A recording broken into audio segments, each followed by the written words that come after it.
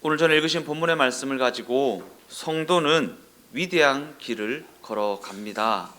성도는 위대한 길을 걸어갑니다. 이러한 제목을 가지고 함께 은혜를 나누어보고자 합니다. 우리가 본문에서 읽은 바와 같이 지금 사도 바울은 로마 정부에 의해 결박을 당하였고 그를 없애려고 하는 적대 세력의 위협 앞에 서 있습니다.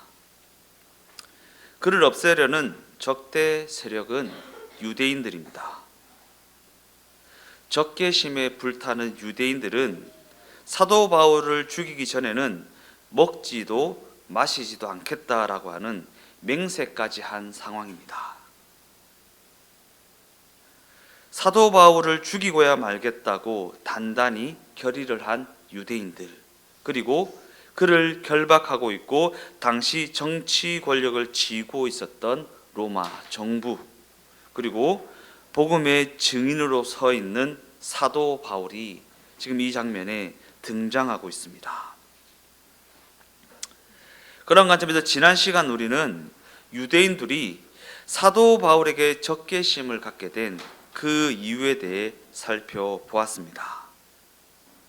사도 바울은 유대인들이 스스로를 선민이라고 하는 그 주장에 근거로 제시하고 있는 율법과 성전이 필요 없다, 무익하다라는 내용의 복음을 선포하였습니다.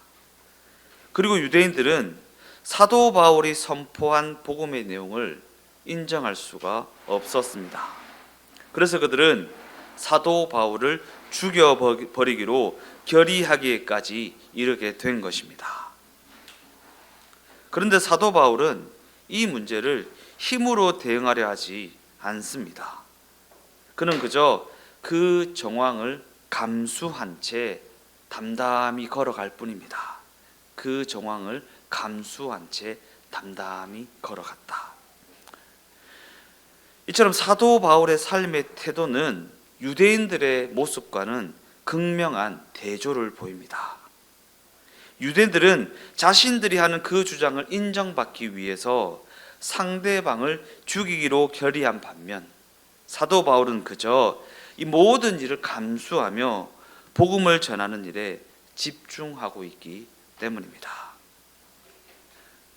즉 사도 바울은 지금 이렇게 말하고 있는 셈입니다. 나에게 너무나도 놀라운 일이 일어났다. 그러기에 이는 너희들이 믿고 안 믿고의 문제가 아니다. 이는 과연 하나님이 우리에게 구원을 베풀고 계신다라는 사실이기 때문이다. 구원의 하나님께서 나에게 이 소식을 온 천하에 선포하라고 명령하셨다. 그러기에 나는 그럼에도 불구하고 나한테 주어진 이 일을 감당할 수밖에 없는 것이다 라고 말하고 있는 것입니다. 이처럼 사도 바울은 유대인들의 증오와 유대인들의 위협과 로마 정부라는 그 권력 앞에서 스스로를 변호하려고 하지 않습니다. 오직 자신이 선포하고 있는 복음의 내용에만 집중할 따름이라는 것입니다. 그에게 도전이 있고 그에게 여러 가지 사건이 터질 때마다 그는 그저 복음의 내용에만 집중할 따름입니다. 그 문제를 어떻게 해결해야 되는지, 그 문제 앞에 내가 어떻게 반응해야 되는지, 이 문제를 어떻게 짊어지고 갈 수 있는지 방법을 구하거나 그것을 고민한 흔적이 성경에는 없습니다. 그에게 도전이 있고 여러 가지 사건이 터질 때마다 그저 복음의 내용이 무엇을 말하고 있는지 집중하고 있다라는 것입니다. 왜 그렇습니까? 이것이 사도 바울에게 주어진 사명이기 때문입니다. 예수께서 과연 나에게 나타나셨다. 우리가 십자가에서 죽인 그 예수 말이다. 예수의 죽음은 죽을 수밖에 없는 우리 모두에게 생명을 주시기 위한 하나님의 찾아오심이다. 하나님이 예수를 통해 생명과 성령의 법으로 우리를 부르고 계시고 그것이 온 천하에 선포되었다라는 내용 말입니다. 이 내용을 보여주고 이 내용을 선포하고 이 내용에 따라 살아가는 것이 사도 바울을 비롯한 우리 성도들에게 주어진 길이고 사명이고 우리 성도들이 걸어가야 할 위대한 길이라는 것입니다. 이 대목에서 예수님이 이 땅에 오셔서 하신 일들을 한번 떠올려 봅시다. 예수님은 죄인들을 구하러 오셨습니다. 죄인들을 위하여 오셨습니다. 실력 있고 능력 있고 이쁜 짓 하고 기도 많이 하고 헌신 많이 하는 자들을 위해 오신 것이 아니라 죄인들을 위하여 오셨습니다. 부하여서 예수님께 베풀고 나누고 꺼주는 그들을 위하여 오신 것이 아니라 가난한 자들의 친구가 되어 주셨습니다. 이는 예수님이 대접을 받으러 오신 것이 아니라 도리어 섬기려 오셨다라는 것입니다. 대접을 받으러 오신 것이 아니라 도리어 섬기러 오셨다. 예수님은 권력을 잡으러 오신 것이 아니라 우리 모두를 위한 죽음을 감당하러 오셨습니다. 왜냐하면 이것이 바로 우리 인류가 하나님 앞에 범죄함으로 말미암아 발생하게 된 그 사망의 법을 깨트리는 하나님의 개입하심이고 하나님의 회복하심이고 하나님의 구원하심이기 때문입니다. 성경은 이 일이 이미 일어났고 지금도 진행 중이며 장차 완성될 것이라고 그렇게 증언하고 있습니다. 그래서 사도 바울은 하나님이 이 일을 이루어 가시는 방법인 예수께서 걸어가신 그 길을 뒤쫓아가는 길 외에는 다른 길로 걷지 않기로 작정을 한 것입니다. 예수께서 걸으신 그 길 외에는 다른 길로 가지 않겠다. 뭐로 가도 서울만 가면 된다? 아니요. 예수께서 가신 그 길로만 가야 합니다. 예수께서 가신 그 길로만 가야 합니다. 죽든지 살든지 내 몸에서 오직 예수 그리스도만이 영광을 받으시기를, 오직 예수 그리스도의 영광이 나타나며 오직 예수 그리스도만이 증거되기를 바라는 그러한 삶을 살아가야 한다라는 것입니다. 누가요? 예수가 그리스도로 믿어진 성도들이 말입니다. 성도들이 이 땅에서 잘 먹고 잘 살기 위한 길이 아닙니다. 이 땅에서 높아지고 부자되고 떵떵거릴 수 있는 길을 가는 것이 아닙니다. 힘들고 고달프고 연약하고 빼앗기고 져줘야 하는 그 길이지만 예수가 그리스도로 믿어진 자라면 예수께서 걸어가신 그 길을 걸어가야 한다라는 것입니다. 그러한 관점을 가지고 로마서 10장 9절에서 15절까지의 말씀을 다 같이 한번 읽어보겠습니다. 네가 만일 네 입으로 예수를 주로 시인하며 또 하나님께서 그를 죽은 자 가운데서 살리신 것을 네 마음에 믿으면 구원을 받으리라. 사람이 마음으로 믿어 의에 이르고 입으로 시인하여 구원에 이르느니라. 성경이 이르되 누구든지 그를 믿는 자는 부끄러움을 당하지 아니하리라 하니 유대인이나 헬라인이나 차별이 없음이라. 한 분이신 주께서 모든 사람의 주가 되사 그를 부르는 모든 사람에게 부요하시도다. 누구든지 주의 이름을 부르는 자는 구원을 받으리라. 그런즉 그들이 믿지 하는 일을 어찌 부르리요? 듣지도 못한 일을 어찌 믿으리요? 전파하는 자가 없이 어찌 들으리요? 보내심을 받지 아니하였으면 어찌 전파하리요? 기록된 바 아름답도다 좋은 소식을 전하는 자들의 발이여함과 같으니라.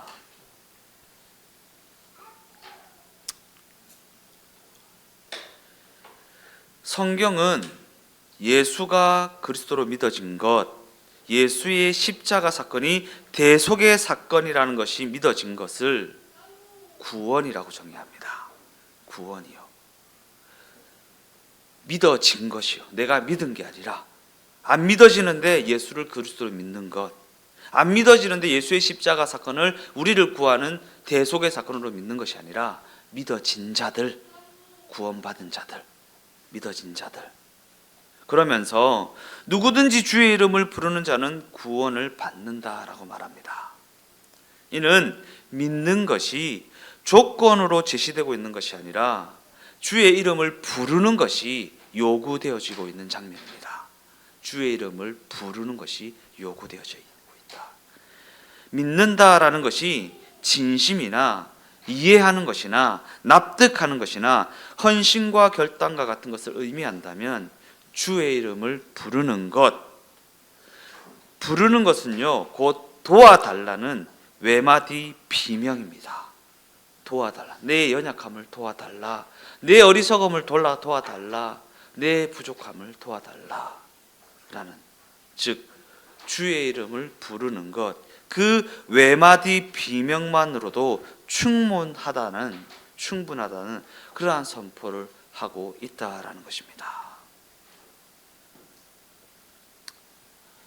나는 믿었고 너는 안 믿었으니 나는 천국이고 너는 지옥이다 라는 얘기를 성경은 하지 않습니다. 외마디 비명이면 된다라고 말하고 있다라는 것입니다. 이사야 42장 1절에서 4절까지의 말씀입니다. 내가 붙드는 나의 종, 내 마음에 기뻐하는 자, 곧 내가 택한 사람을 보라. 내가 나의 영을 그에게 주었은즉 그가 이방에 정의를 베풀리라. 그는 외치지 아니하며 목소리를 높이지 아니하며 그 소리를 거리에 들리게 하지 아니하며 상한 갈대를 꺾지 아니하며 꺼져가는 등불을 끄지 아니하고 진실로 정의를 시행할 것이며 그는 쇠하지 아니하며 낙담하지 아니하고 세상에 정의를 세우기에 이르리니 섬들이 그 교훈을 앙망하리라.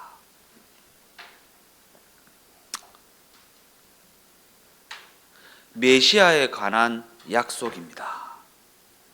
예수 그리스도를 통해 이루실 하나님의 구원의 약속을 구체적으로 예언하고 있는 것입니다. 성경은 예수를 통해 이루실 하나님의 구원 사역을 이방에 베푸시는 정의라고 말합니다. 이방은 누구입니까? 우리와 같이 구원의 조건을 갖추지 못한 자들을 상징적으로 일컫는 말입니다. 우리가 이방인입니다. 이방인은 구원의 자격을 갖추지 못한 자들을 일컫는 말입니다. 구약 성경이 이스라엘과 이방을 나누고 있는 것은 이스라엘의 우월함을 증명하는 것이 아니라 그것을 넘어서는 의미를 가지고 있다는 사실을 우리가 놓쳐서는 안 됩니다. 이스라엘이 우월하기 때문에 이스라엘과 이방을 나누고 있는 것이 아닙니다. 이스라엘의 우월함을 증명한 것을 넘어서는 그 무엇이 있다라는 것입니다. 왜냐하면 이스라엘을 선민으로 세우시고 이방을 상대적으로 열등한 자리에 서게 하신 그 이유는 이스라엘의 우월함을 나타내기 위함이 아니라 하나님의 구원하심이 은혜에 속하여 있다라는 사실을 나타내기 위한 목적을 가진 것이기 때문입니다. 하나님의 구원이 은혜에 속하여 있다라는 사실을 나타내기 위한 목적 말입니다. 그러한 관점에서 이스라엘의 불순종은 우리가 가진 그 어떤 가치도, 우리가 가진 그 어떤 실력도 구원의 조건이 될 수 없다라는 사실을 보여주는 대목이라고 할 수 있습니다.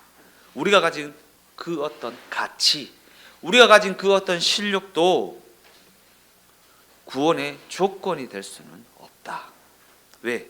그 조건으로 따지자면 유대인들을 능가할 수 있는 존재는 없기 때문입니다. 그런데 이스라엘의 불순종은 그 실력이, 그 조건이 구원의 조건이 되지 못한다라는 것을 나타내는 역할을 하고 있다라는 것입니다. 그러기에는 너무나도 놀라운 선포가 아닐 수 없습니다. 왜냐하면 하나님께서는 소리를 지르거나 목소리를 높이거나 그 구원하심을 공포나 위협으로 이루어가지 않으시기 때문입니다. 소리를 지르지 않습니다. 위협을 하지 않습니다. 우리를 두려움 가운데 몰아넣지 않습니다. 너 그러면 지옥 간다? 라고 말하지 않습니다. 너 그러면 지옥 간다? 라고 목소리를 높이지도 않습니다. 더 나아가 그 구원하심이 가장 자격 없는, 가장 외진 데까지도 이르게 하십니다. 가장 자격 없는, 가장 외진 데까지도 이르게 하신다. 그래서 섬들이 그 교훈을 앙망하게 된다라고 말하고 있는 것입니다. 그런 관점에서 섬들이 그 교훈을 앙망하게 된다라는 이 선포는 어떻게 이어지고 있습니까?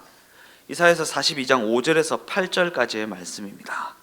하늘을 창조하여 펴시고 땅과 그 소산을 내시며 땅 위의 백성에게 호흡을 주시며 땅에 행하는 자에게 영을 주시는 하나님 여호와께서 이같이 말씀하시되 나 여호와가 의로 너를 불렀은즉 내가 네 손을 잡아 너를 보호하며 너를 세워 백성의 언약과 이방의 빛이 되게 하리니 네가 눈먼 자들의 눈을 밝히며 갇힌 자를 감옥에서 끌어내며 흑암에 앉은 자를 감방에서 나오게 하리라.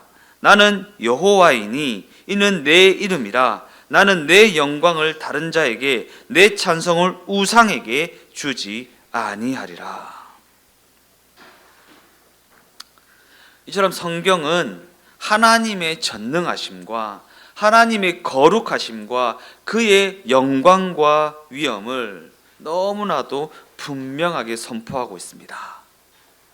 그리고 그 하나님이 당신이 뜻하신 그 구원하심을 눈먼 자들, 갇힌 자들, 흑암에 앉은 자들, 감옥에 갇힌 자들에게 베푸신다고 그렇게 선언하고 있습니다.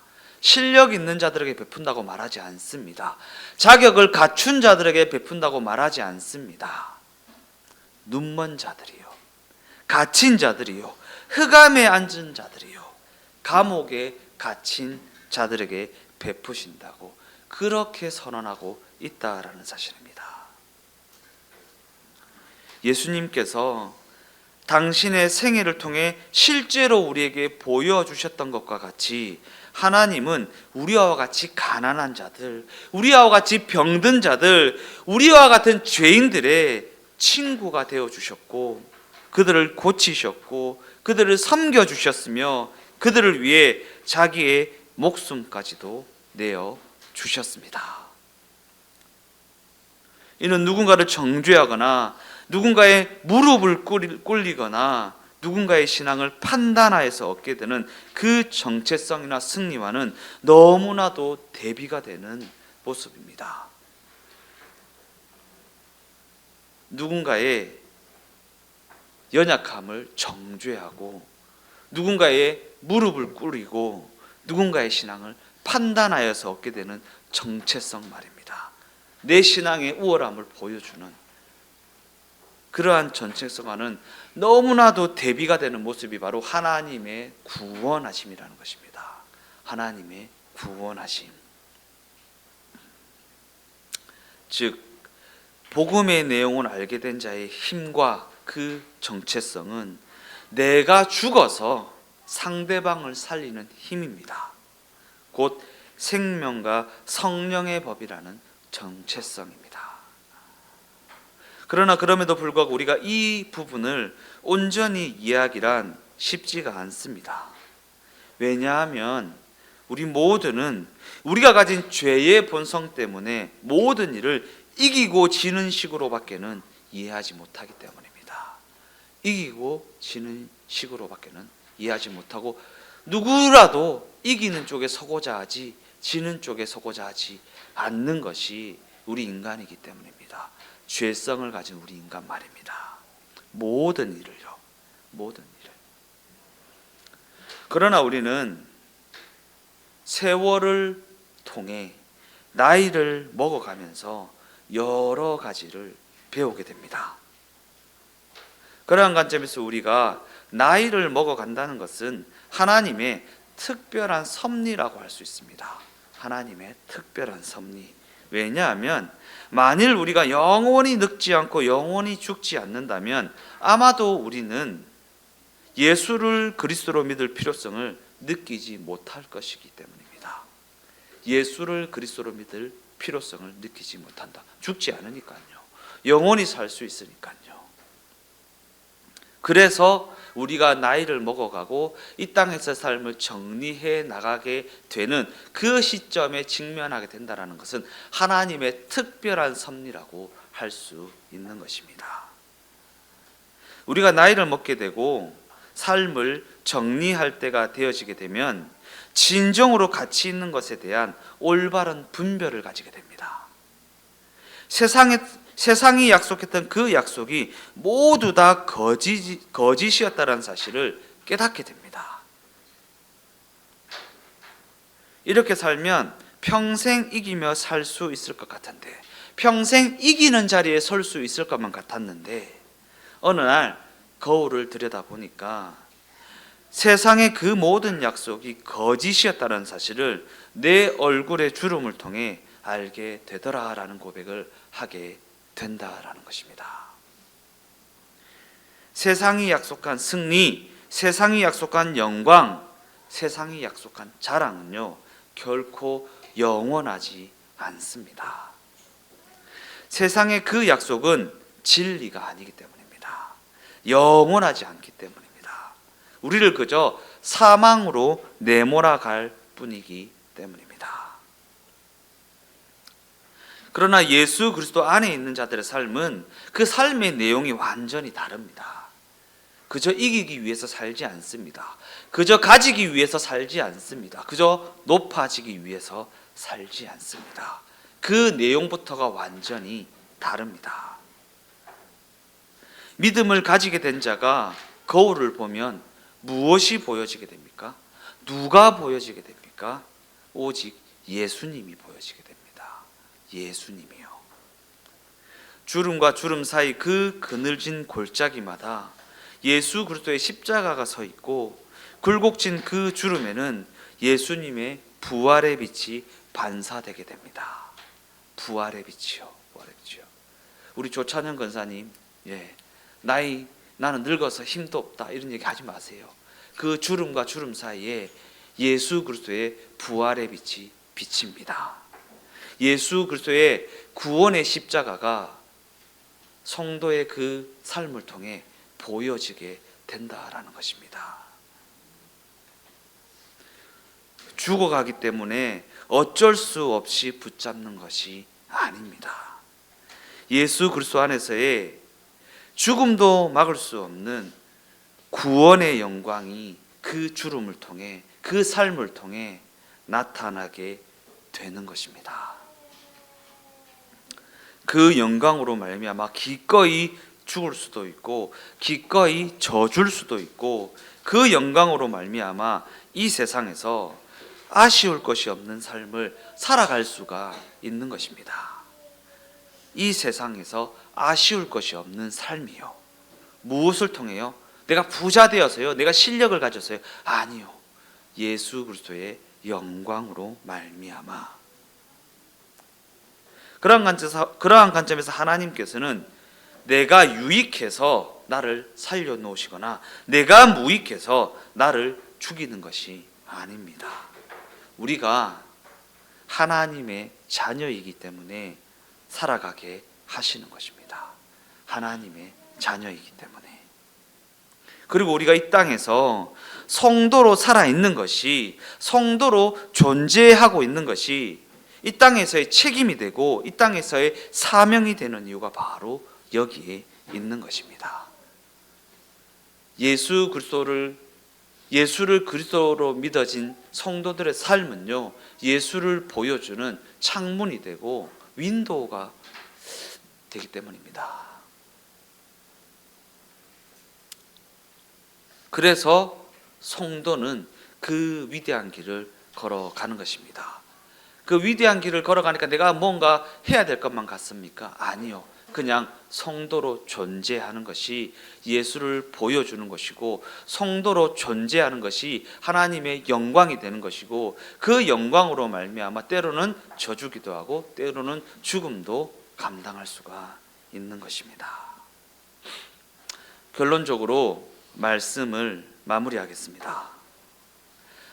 사도 바울의 삶이 그러했던 것처럼 우리 모두는 그저 하나님의 일하심 속에서 살아가는 존재라는 것을 잊어서는 안 됩니다. 하나님의 일하심 속에서 살아가는 존재이다. 그러기에 그냥 그 삶을 감당하며 존재할 따름입니다. 그 삶을 감당하며 존재할 따름이다. 이 땅에서 장수하는 사람은 그가 하나님과 함께 해야 할 일이 남아있기 때문에 장수하는 것이고, 삶을 일찍 마감하게 되는 사람은 그저 그 일이 끝났기 때문에 일찍 마감할 따름입니다. 그가 실력이 있어서 장수하거나 실력이 없어서 일찍 마감하는 것이 아니다라는 것입니다. 그 모든 것은 하나님의 주권에 달려있는 일이지 우리의 어떠함이 아니다라는 것입니다. 그리고 이것이 바로 복음으로 말미암은 우리의 자랑이고 성경이 선포하고 있는 위대한 메시지입니다. 하나님의 하나님 되심이요, 우리의 어떠함이 아닌 하나님의 하나님 되심. 당시 사도 바울도 그저 죽도록 고생만 할 따름이었습니다. 죽도록 고생만 할 따름이었다. 사도 바울이 어디 이 땅에서 삶을 누렸다고 합니까? 이 세상에서의 부귀영화를 누렸다는 기록이 어디에 있습니까? 사도 바울도 그저 이 땅에서 죽도록 고생만 할 따름이었습니다. 우리도 그와 같지 않습니까? 우리도 그와 같지 않습니까?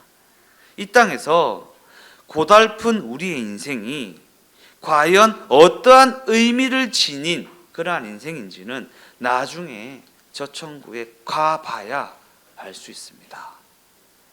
내 이 고달픔이 무슨 의미가 있는가? 내 이 고생이 무슨 의미가 있는가? 내 이 부끄럽고 창피한 이 모습이 무슨 의미가 있으시길래 감당하게 하시며 감수하게 하시며 그 길을 걸어가게 하시는가? 라고 하는 부분은요, 나중에 주님 앞에 섰을 때 그때서야 알 수 있습니다. 하나님이 이루어 가시는 위대한 뜻이라는 관점에서 우리는 고달픈 그 삶을 통하여 하나님이 과연 무슨 일을 이루셨는지, 무슨 일을 이루어 가시는지, 우리의 인생이 어떠한 의미를 지닌 그러한 인생인지 그때 가봐야 밝히 알 수가 있다라는 것입니다. 물론 지금 현실의 삶에서는 그저 고난과 수고와 고달픔의 연속입니다. 그러나 그럼에도 불구하고 그 길은 너무나도 위대한 길이라고 성경은 성도된 우리에게 선언하고 있다라는 것입니다. 그 길이 위대한 길이다라고 말입니다. 그 길에서 우리 성도된 자들은 나이라는 것을 먹어가고 그 길에서 거울을 보면 예수님이 보여집니다. 예수님이 보여집니다. 그 길을 걷지 않는 자들은 그저 세상의 거짓에 놀아날 뿐입니다. 세상의 거짓에 놀아날 뿐이다. 그러기에 사도 바울이 위대한 것이 아니라 그가 걸어간 복음의 길이 위대한 것입니다. 사도 바울이 위대한 것이 아니라 그가 걸어간, 그로 하여금 걸어가라고 명령하신 그 길, 하나님께서 명령하신 그 길, 그 길이 위대하다라는 것입니다. 고린도전서 15장 58절 말씀을 다 같이 한번 읽어보겠습니다. 그러므로 내 사랑하는 형제들아, 견실하며 흔들리지 말고 항상 주의 일에 더욱 힘쓰는 자들이 되라. 이는 너희의 수고가 주 안에서 헛되지 않은 줄 알미라. 고달프고요, 수고스럽고요, 고난스러운 그 길이 헛되지 않은 줄을 알게 될 것이다 라는 말씀입니다. 성도된 우리가 그 길을 걸어갈 때에 예수 그리스도로 말미암아 우리에게 승리를 주시는 하나님의 섭리하심을 떠올리지 못하면 이 땅에서의 삶이라는 그 고달픈 길을 성도라는 존재로 걸어갈 다른 방법이 없습니다. 하나님의 섭리하심을 떠올리지 못하면요. 그러기에 우리 주동행교회가 이 땅에서의 삶이라는 그 고달픈 길을, 그 정황을 걸어갈 때에 예수 그리스도로 말미암아 우리에게 승리를 주시는 하나님의 섭리하심을, 하나님의 인도하심을, 하나님의 통치하심을 떠올리게 되시기를 예수님의 이름으로 축원드립니다.